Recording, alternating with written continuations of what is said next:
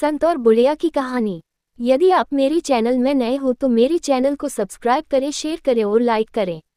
धन्यवाद। एक जाने माने संत थे। समाज में उनका बहुत ही ज्यादा सम्मान था। वो अक्सर मंदिर जाया करते थे। मंदिर के रास्ते में एक बुढ़िया रहती थी। उस बुढ़िया के परिवार में कोई नहीं था। संत जब भी उस रास्ते से मंदिर जाते तो बुढ़िया हमेशा उन्हें बहुत बुरा भला कहती थी। संत उसकी बातों को नजरअंदाज कर देते थे और अपने रास्ते चले जाते थे। लोग अक्सर संत से कहते, आप इस बुढ़िया की बातों को अनसुना क्यों कर देते हैं? आप बुढ़िया से कुछ कहते क्यों नहीं हैं?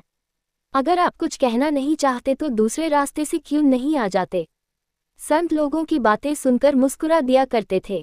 एक दिन संत जब मंदिर के रास्ते जा रहे थे तब उन्हें बुढ़िया दिखलाई नहीं दी, ना ही उसकी गालियां सुनाई दी। उस दिन संत चुपचाप चले गए। दूसरे दिन संत पुनः मंदिर गए, परंतु इस दिन भी ना तो बुढ़िया की आवाज आई ना ही बुढ़िया दिखलाई दी। अब संत से रहा नहीं गया, उन्होंने तुरंत ही घर का दरवाजा खटखटाया। अंदर से किसी के कराहने की आवाज आई। कुछ देर बाद उसी बुढ़िया ने दरवाजा खोला। संत ने देखा बुढ़िया बहुत बीमार है और उससे चलते नहीं बन रहा है। संत तुरंत वैद्य के पास गए और उसे लेकर बुढ़िया के घर आ गए। वैद्य ने बुढ़िया को कुछ जड़ी बूटियां दी और आराम करने की सलाह दी।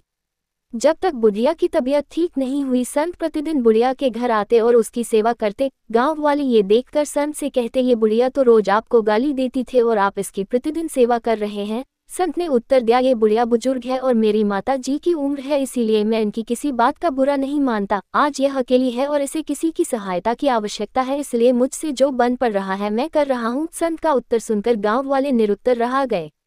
धीरे धीरे बुढ़िया स्वस्थ हो गई और जब संत उसके पास आए तो उसने माफी मांगते हुए अपने किए पर खेद व्यक्त किया। संत ने बुढ़िया को वही उत्तर दिया जो गांव वालों को दिया था। बुढ़िया की आंखों में आंसू थे।